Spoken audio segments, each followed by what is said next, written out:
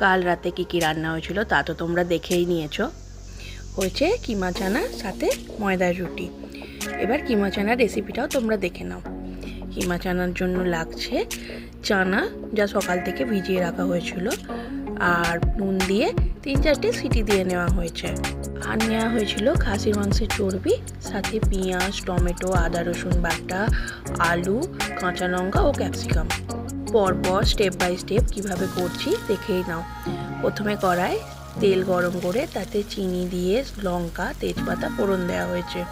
তারপর পেঁয়াজটা ভালো করে লাল লাল করে ভেজে নিয়ে ক্যাপসিকাম, টমেটো দিয়ে ভালো করে নাড়াচাড়া করে ভেজে নেওয়া হয়েছে। তারপর আদা রসুন পেস্ট দিয়ে ভালো করে কষাতে হবে। একটু কষানো হয়ে গেলে তাতে ধুয়ে রাখা চর্বিগুলো দিয়ে দিতে হবে। হ্যাঁ, তার আগে একটু নুন, লঙ্কা, কাশ্মীরি রেড চিলি পাউডার সব দিয়ে নিতে হবে। সব ভালোভাবে মিক্স করে নিয়ে ঢাকা দিয়ে এটা ভালোভাবে কষতে দিতে হবে। হ্যাঁ, বলতে ভুলে গিয়েছিলাম, পেঁয়াজ ভাজার আগেই আমি আলুটা বেশ ভালো করে ভেজে রেখেছিলাম। এবার চর্বিটা ভালোভাবে কষা হয়ে এলে ভেজে রাখা আলুগুলো দিয়ে দিতে হবে আর ভালোভাবে নাড়াচাড়া করে নিতে হবে। তারপর সিদ্ধ করে রাখা চানাটা জল শুদ্ধ দিয়ে দিতে হবে। নুন আমি আগে কমই ব্যবহার করেছি, যেহেতু চানার কড়াইটা নুন দিয়ে সিদ্ধ করা হয়েছিল, তাই চানার কড়াইটা দিয়ে দেওয়ার পরেই আবার নুন টেস্ট করে তবে দেওয়া হয়েছে।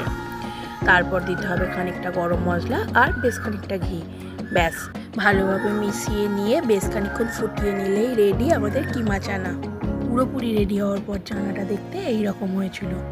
আর সাথে আছে ময়দার রুটি, দরবেশ আর একটা সন্দেশ। ব্যাস, আজকে রাতের ডিনার আমার কমপ্লিট। তোমাদের ডিনারে কি হয়েছিল আজকে জানিও। আমার করা রান্নাগুলো বা প্লেটিংটা কেমন লাগলো জানিও। আর যদি ভালো লাগে কমেন্টে জানিও আর একটা লাইক করো।